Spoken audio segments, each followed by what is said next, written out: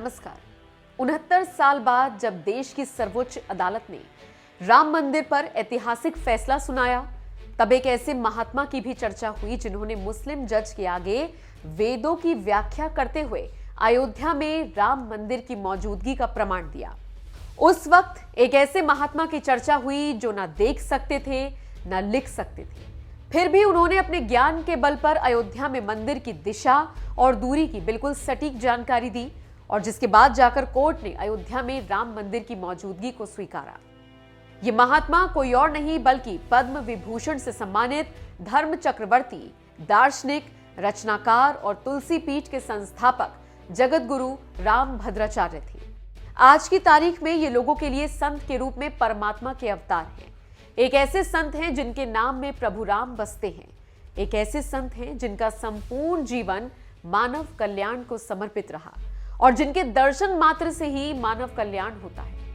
आप सोच रहे होंगे कि आज हम जगत गुरु राम भद्राचार्य की बात क्यों कर रहे हैं, तो इसके पीछे की वजह है देश के प्रधानमंत्री नरेंद्र मोदी से जुड़ी जगत गुरु राम भद्राचार्य जी की भविष्यवाणी। हम अक्सर आपके लिए ऐसे ऐसे भविष्य वक्ताओं की भविष्यवाणियां लेकर आते रहे हैं जिन्होंने अपने ज्ञान और दिव्य दृष्टि के बल पर दुनिया को चौंकाया। इसी लिस्ट में जगत गुरु राम भद्राचार्य जी भी शामिल हैं, जिनकी दूरदृष्टि और ऐतिहासिक कामों ने पीएम मोदी को भी अपना मुरीद बना रखा है। आज की तारीख में जगत गुरु राम भद्राचार्य जैसी महान शख्सियत के प्रभाव से पीएम मोदी भी अछूते नहीं है, और वो इसलिए क्योंकि भौतिक आंखों के बिना 80 ग्रंथों की रचना कर चुके हैं और तकरीबन 22 भाषाओं का ज्ञान है। धर्म कर्म से तो जुड़े ही हैं, इसके अलावा अपने दम पर विश्व की पहली हैंडीकैप्ड यूनिवर्सिटी की भी नींव रखी।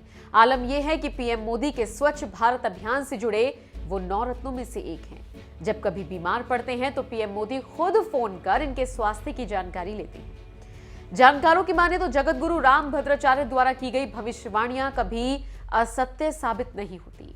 जब जब व्यक्ति विशेष को लेकर कोई भविष्यवाणी करते हैं तो वो अक्षमता सत्य निकलती है।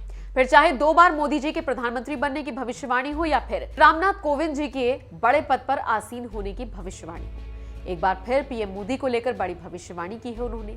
इस बार बाकायदा मोदी को आशीर्वाद देते हुए जगत गुरु राम भद्राचार्य ने उनके तीसरी बार प्रधानमंत्री बनने की भविष्यवाणी कर डाली है। इतना ही नहीं, ये भी बताया है कि किस प्रकार पीएम मोदी जीत की हैट्रिक लगाएंगे। असल में बीते दिनों संघ के सामने पीएम मोदी के जीत की भविष्यवाणी की और इसके साथ ही मार्गदर्शन भी किया। देश से जुड़े 7 ऐसे मुद्दे बताए जिन पर आने वाले समय में पीएम मोदी ऐतिहासिक फैसला लेंगे और उसी के आधार पर देश की जनता उन्हें तीसरी बार मौका देगी। अपने विचार रखते हुए जगत गुरु राम भद्राचार्य कहते हैं, भारत के नक्शे में आधा अधूरा कश्मीर नहीं बल्कि पूरा कश्मीर जुड़ना चाहिए। धर्म परिवर्तन के खिलाफ केंद्र को सख्त कानून बनाना चाहिए और यह काम जल्द से जल्द किया जाना चाहिए। देश में मुस्लिमों की आबादी बहुत तेजी से बढ़ रही है और हिंदुओं की संख्या उस अनुपात में कम हो रही है। इसे देखते हुए जनसंख्या नियंत्रण को लेकर जल्द से जल्द कानून बनाना ही चाहिए।